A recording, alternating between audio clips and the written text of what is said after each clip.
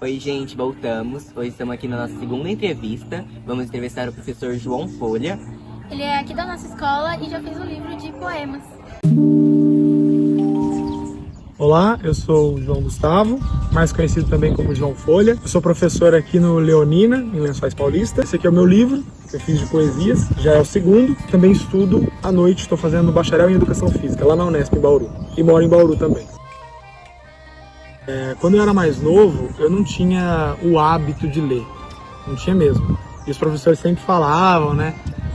Assim, claro, tem culpa minha nisso, mas eu acho que uma coisa ruim é quando o professor meio que te obriga a ler, né? Tipo, você tem que ler, senão você não vai ganhar nota e tal.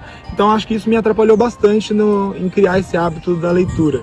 Fui criar depois com 17, 18 anos, que foi aí que eu quis ler algo, e aí fui e li, e falei, nossa, ler é extraordinário, ler é muito gostoso, ler, tipo, tem um universo aqui dentro, tem um monte de coisa interessante para eu aprender, para eu ler, tem tantos livros que eu quero saber.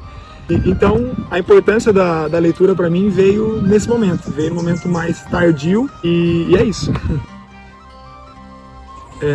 Vai depender muito da época, do momento da minha vida, né? Mas de maneira geralzona, assim, porque eu escrevo desde os 14 anos, comecei na escola. De maneira geral, eu me inspiro muito na natureza, me inspiro também em questões relacionadas à sociedade, às pessoas, questões relacionadas à psicologia, né, questões internas, pensamentos internos, lutas internas, traumas, todas essas questões psicológicas também me inspiram bastante. E temas assim profundos, como por exemplo, morte, o tempo, né? Como é o tempo, como é o passar do tempo, passado, presente e futuro. E questões assim são a minha inspiração para escrever. Então, em relação a dificuldades como escritor, eu lembro assim, quando eu era mais novinho, quando eu comecei, quando eu tinha 14 anos, eu pedia para uma professora de português corrigir as minhas poesias, meus poemas. E ela corrigia, mas ela falava, olha, poema não tem muito o que corrigir, porque é poema, então é livre, né? Você pode falar muitas coisas, você pode usar muitos recursos, né, que não cabe a outra pessoa corrigir. Começa por aí.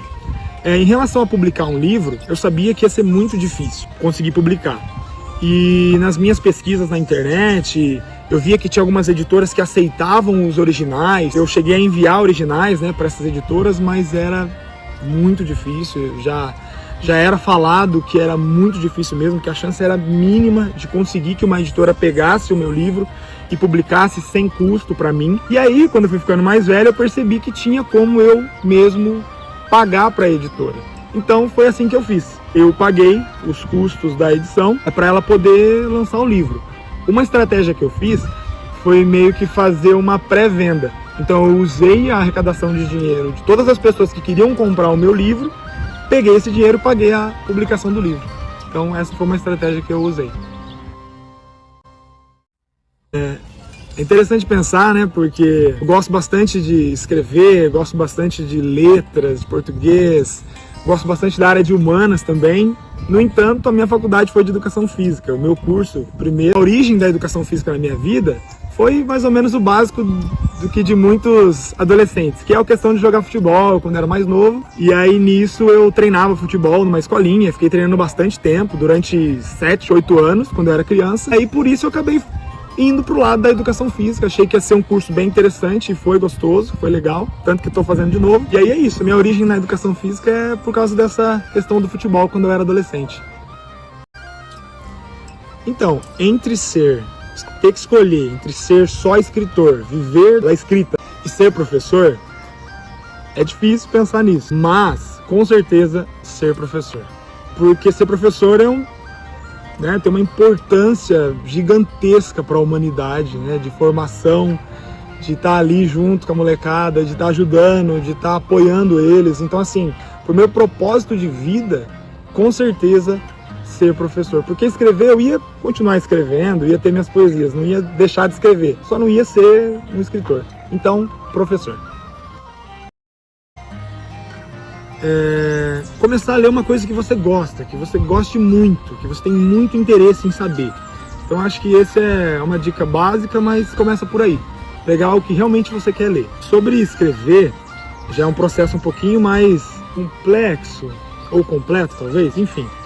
Para começar a escrever, tem uma frase que diz que todos os bons escritores foram antes bons leitores. Ela não é 100% verdade, essa frase, porque eu já conheci pessoas que mesmo sem ler, escrevia bem. Mas tudo bem, leia livros, se inspire em livros, se inspire ao seu redor. O que te motiva, o que te faz viver, o que te cativa no mundo. E aí pega e começa a escrever sobre isso. Outra dica também em relação à escrita, leia dicionários. Isso é uma coisa minha. Eu pegava dicionário e começava a ler, começava a ver os significados das coisas. É uma boa dica para também ter uma boa escrita. Outra dica nisso também, diário. Mantenha um diário. Escreva sobre você, escreva sobre o que você está sentindo, sobre o que você está pensando. Tudo isso te estimula a escrever mais, a se autoconhecer. E o processo da escrita, dentro do autoconhecimento, faz um bem gigantesco pra gente. Bom, antes de eu ler a poesia, eu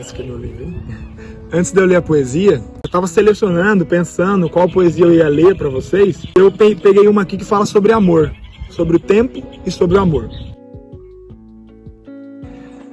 Como uma vela deixada ao relento, como uma fina gota de orvalho, numa singela folha ao vento.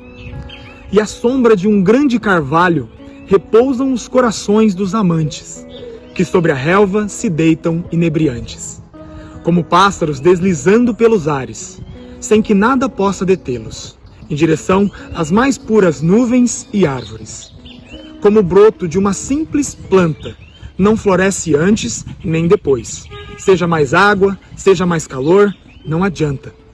Como a lagarta que entra no casulo e, sem saber o que espera, busca a si mesma em seu eu profundo.